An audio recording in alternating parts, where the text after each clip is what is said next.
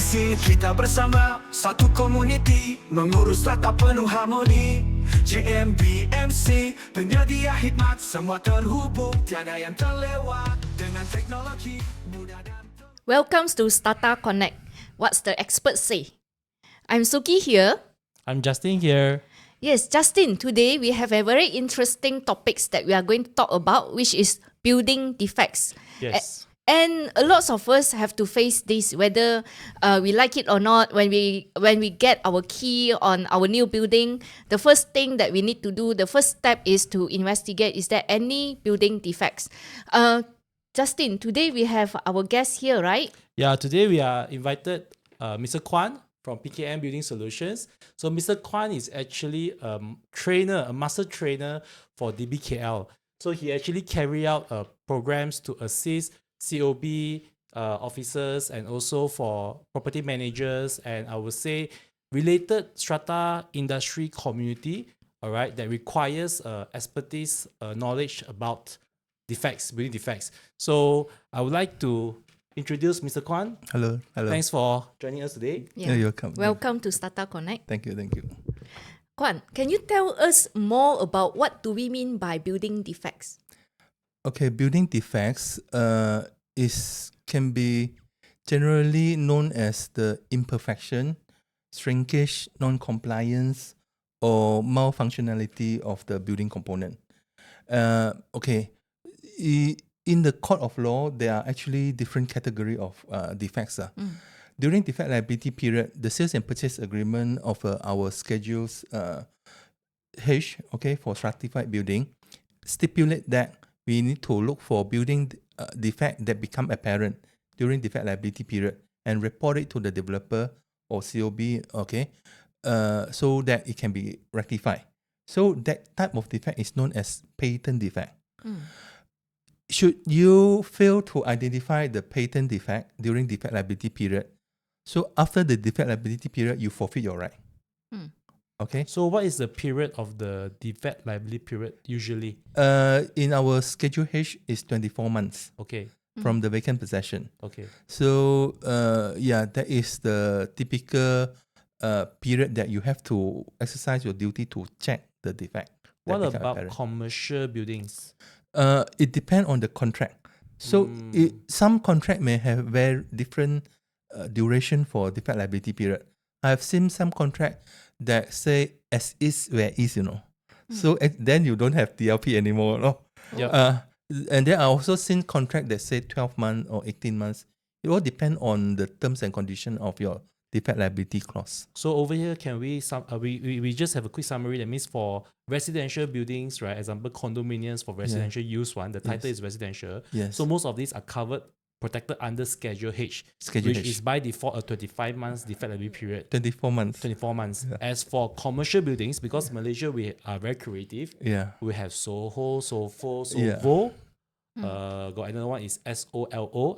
Solo. All right, Solo. We call it Solo. All right, so most of these buildings, right, they are actually commercial buildings. So and they have big questions about their DLP also. So just now you explained about the period. It Yes. varies.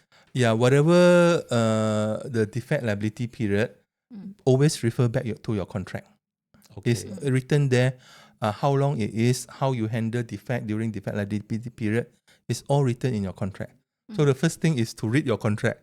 Unfortunately, many people don't, right? Yes, there's a problem with the owner. When I get my key, I don't even bother to go and check the defects. And maybe I will just wait for last minutes before the 24 months. If that is the case, what will be if I discover the defects and I reported it last minute, then what will happen if the developer can't rectify my defect? Now, please understand, there is a retention sum to be held for the rectification of the defect during defect liability period.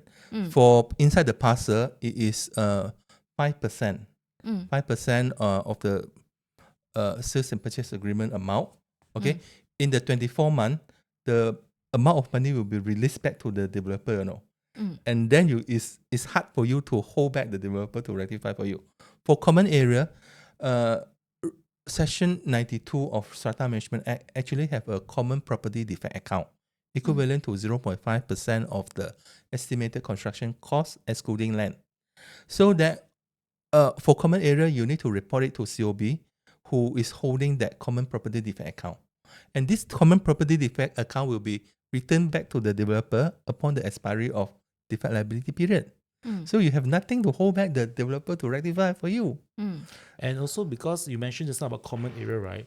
The practice in Malaysia, most of the once vacant possession, the properties are managed by the developer management entity. Yes. You know, maybe they can outsource or maybe they self-manage it. Yes. Yes. So usually during this period of time, right, who holds the duty to actually identify these defects at the common area? In the Strata Management Act, Section 92, it is listed down that there are 7 parties that can launch the complaint to COB in terms of common property defect account. Okay, so this include the proprietor, the purchaser, the joint management body, the sub management body, and any party interested, so long that is approved by the COB. Okay, there are 7 parties. Okay. But unfortunately, in reality, most of the house owner think that this is the job of JMB. True. And if the JMB is hired by the developer, they will have no motivation to do the Rectify. building, the Yes. rectification, you know, because they are paid by the same boss who was the developer. What we encounter a lot from the market is that the formation of the JMB, right, most of the time is exceeded more than 12 months. Yes. So means to say, I would say some developers actually hold possession on the management until after the DLP period. Then there's too Then bad. only they call for the formation of the JMB. Then that is too bad because firstly, the 7 parties, most of them, they don't have the expertise. True. And then they don't have the time and the resources to do so, you know. So that is actually at the detriment of the house owner because, as I said, if the property agent, the manager is appointed by the developer, then it's unlikely for him to have the motivation to do the building audit, you know. So I think for our audience, right, it's important that to know your defect liability period, and then all of you actually host the duty or responsible to actually make a combined effort to file any defect complaints to the management and especially to the COB. Yes. You know, to ensure that your complaints are actually recorded. Yes. And one important thing is to form the JMB as soon as possible, right? Yeah. Yes. Yeah. Usually based on SMA is 12 months lah. Not more than 12 months. I see. Yes. I see. So how about you say there are many types of defects. Actually, how many types of defects are there? In fact, there are another 2 types. The second one known as recurring defect, and the third one is latent defect. Recurring defect is something that you have reported during defect liability period, Yes. but it was not rectified properly, and it start to recur, or it was not rectified at all. So all this recurring defect is actually a breach of defect liability clause, and breach of contract. You have 6-year limitation period to take legal action. Failing which, you forfeit your right to take legal action.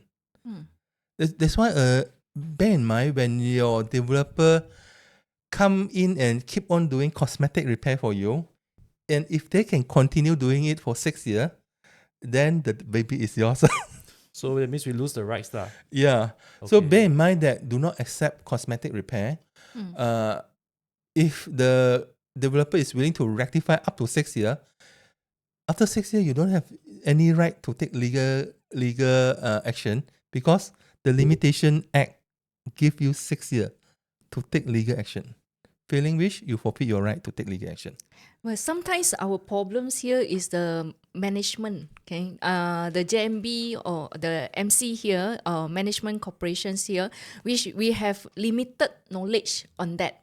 So when we have limited knowledge, we thought like the defects are actually being rectified, but it's not rectified as it is. It's not a permanent solution to say. Yes. I think the act is new and the act has a lot of shortcoming yet to be improved. Hope the next round of improvement will cover this part. And then the third type of defect is known as latent defect.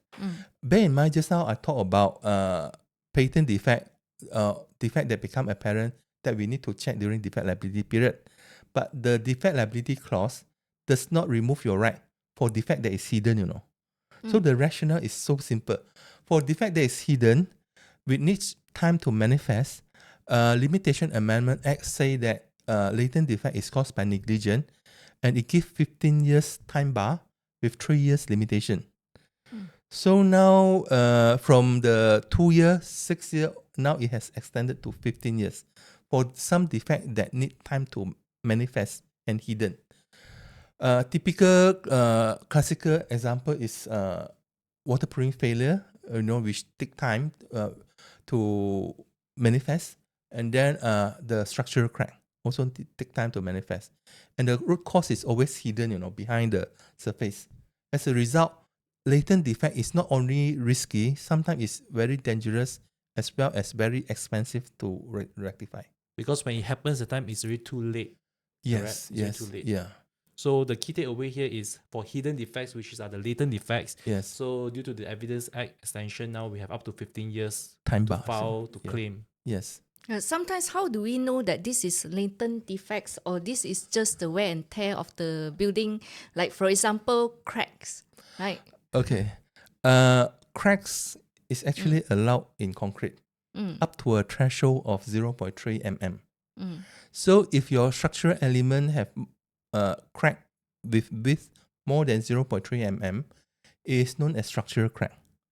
And you need to start to look into the problem. Okay, let's say for leaking can caused by a number of reasons. Let's say your waterproof ought to have 10 years warranty, but in the 5th year it start to leak. Then you need to trace back. This is a 10 years thing, but now in the 5th year it's already start leaking. Premature failure should trigger you to think about the reasonable ground to suspect latent defect. Okay. Maybe we should take a break first, Yep, Justin, sure. before we continue more with the discussions of the defects.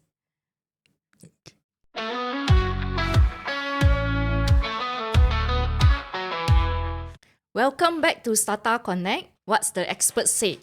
Remember to like, share, and follow our channel so that we can be sustainable, right? And can produce you with more information, discussions on the podcast on Strata.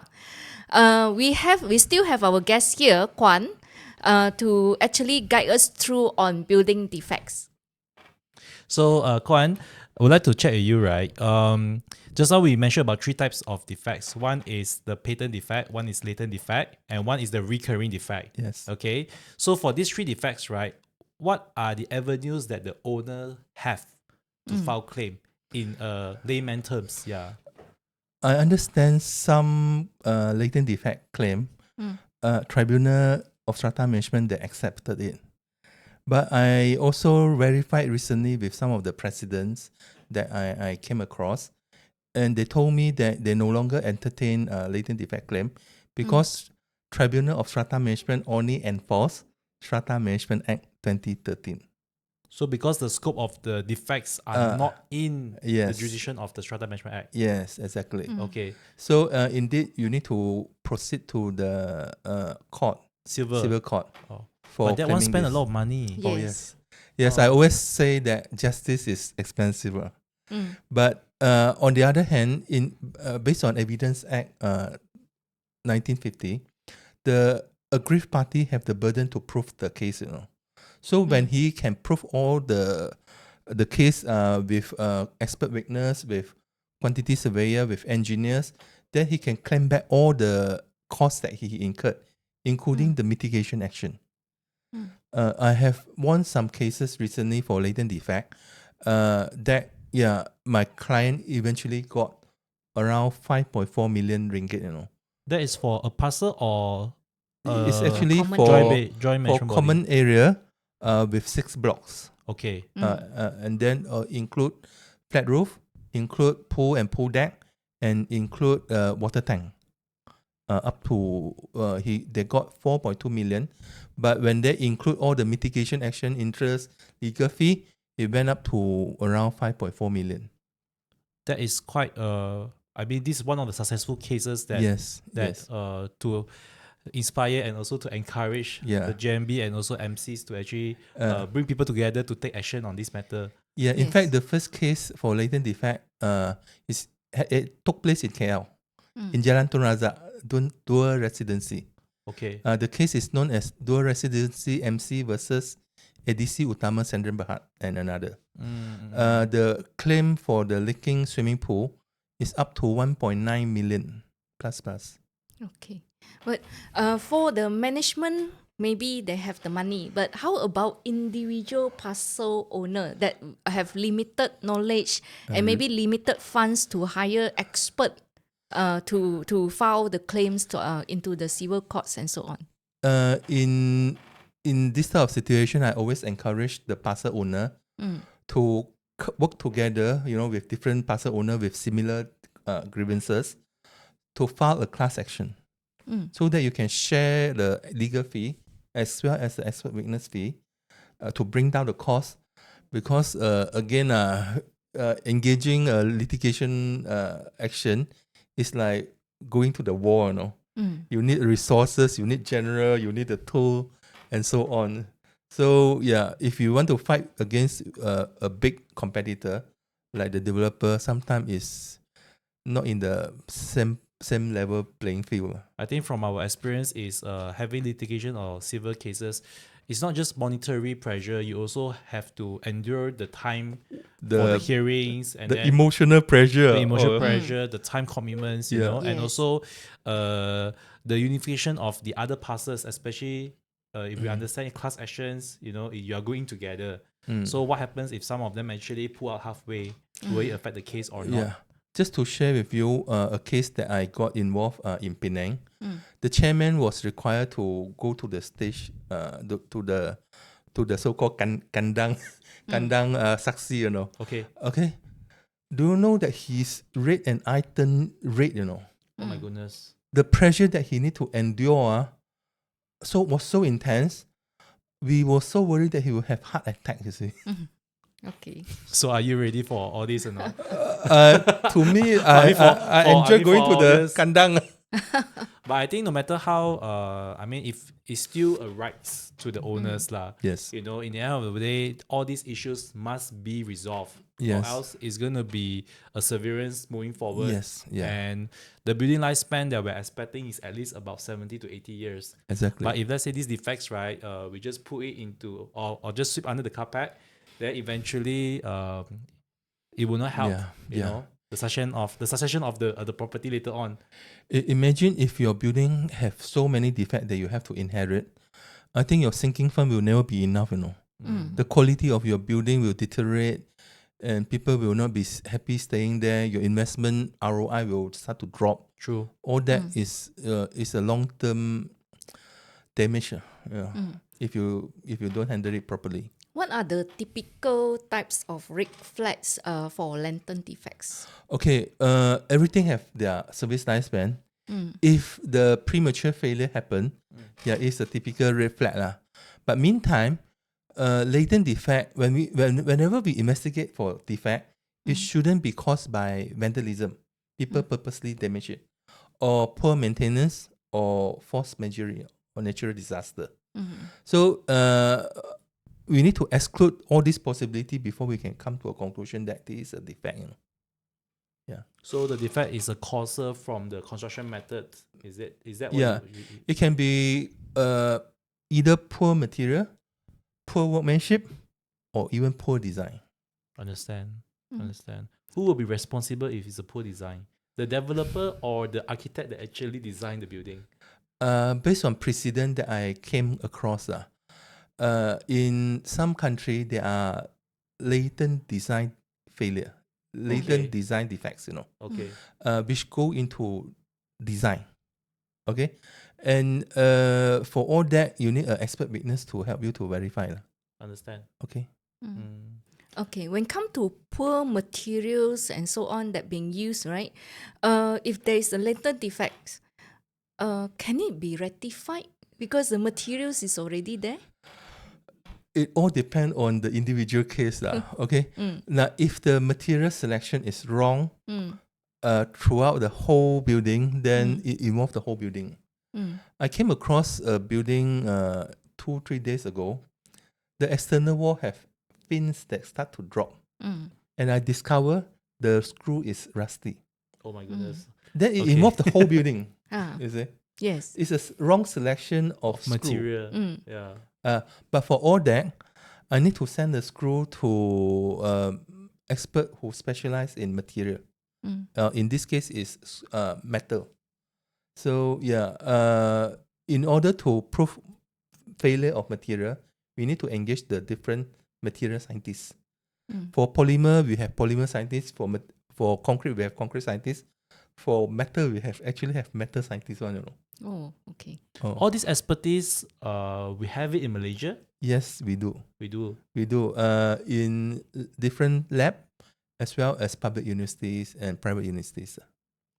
Yeah. What do you see in Malaysia construction nowadays? Do you think that the older method are actually more durable, or the new building construction method are actually more durable?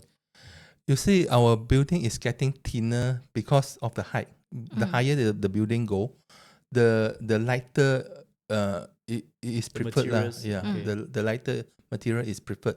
But the thinner material will be easy for water to seep in. So again, the construction method is also contributing to the defects, defects as well as compromise in durability. And of course, we have a lot of flat roof nowadays. There are a number of fine detailing that has been missed out, or in the name of value engineering. Too bad. But what is a reasonable ground for us to suspect that there is a latent defect? Because to investigate latent defects, it takes up so much of the cost here. Yes. Okay, I can't everything. As a management, we cannot everything send it for investigations. So if that is the case, what will be my reasonable ground that when I suspect these latent defects and so on? Okay, just for your information, the court will only handle cases with skillable damage. For small area defects, I always encourage my customer, if you can spend 1,000 ringgit to rectify the defect, are you going to stand by 100,000 to hire a lawyer? So, okay, that's why unless the damage is so scalable, so large, then perhaps you need to go into latent defect. Simply because, as I always say, justice is not cheap. You have to wait. You see, what is the feasibility of taking legal action? So if it's small case, just close 2 eyes and get it rectified. But if it's big case, that can significantly affect your sinking fund, then you shouldn't do it. Simply because the sinking fund and the maintenance fund, none of them can be used for rectifying defects. The Strata Management Act has listed out what are the purposes that can be used, that you can use the sinking fund and the maintenance fund. So none of them actually say that you can use it for rectifying defects. Okay, Kuan, thank you for sharing so much. I have one last question to seek your expertise also. Okay.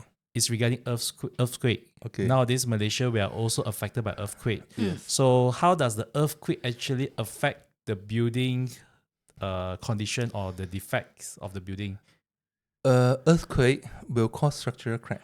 Okay. I think the magnitude 4 earthquake in Segamat have caused government building, to crack. And I understand the minister have told to the press they need to incur around 500,000 to rectify their building in Segamat area, Johor area. But private sector have not done anything to do their audit yet, you see. So imagine the private sector also do their audit. That amount could be even bigger. But unfortunately, for natural disaster, you cannot claim latent defect because there is no requirement to make building earthquake resistant. I mean, in Malaysia, we don't have such a requirement. Okay, just for your information, I'm a committee for reviewing Uniform Building Bylaw. version 2022. Okay, so prior to 2022, earthquake resistant building design EN1998 was not mandatory. Now the new Uniform Building Bylaw has made it mandatory, but it's still subject to different local council to adopt it. I have tried to convince DBKL to adopt it because Centre KL is the second highest risk when it comes to earthquake traumas. Unfortunately, the regular change of mayor, nothing has been done so far. Okay. So again, Hopefully even soon, though Uniform Building Bylaw say that it is mandatory, but in reality, it's still not yet mandatory because the local council has not adopted it. Understand. Understand. Is that any avenues that we can claim for this earthquake type of defects if the latent defect doesn't work? I would urge you to look into extending your insurance policy coverage to include earthquake damage. Okay. Okay, I think thank you so much, Kuan. You have shared a lot today with us. Okay. And do like, subscribe, and follow our channel. Okay, so stay tuned with Strata Connect. What Expert says. We have more exciting insights, expertise sharing in the upcoming episodes. So I would like to thank again, Mr. Kuan. All right, thank you for sharing with us your knowledge. Yes. Okay. All right, so we see everyone on the next episode. Thank you. Thank you. Thank Thank you. Strata Connect menjalani kata, memacu masa depan penuh harapan. Strata Connect, suara didengar, menyatukan semua, jadi lebih gemilang tau. Vendor tersedia, tender telus, ilmu dikongsi, podcast berfokus. Satu platform, lengkap bersama, membina komuniti lebih sejahtera. Dengan visi jelas, misi bersama, kita melangkah, jayakan Strata. Go Strata Connect, menjalani kata, memacu masa depan penuh harapan. Strata Connect, suara didengar, menyatukan semua, jadi lebih gemilang.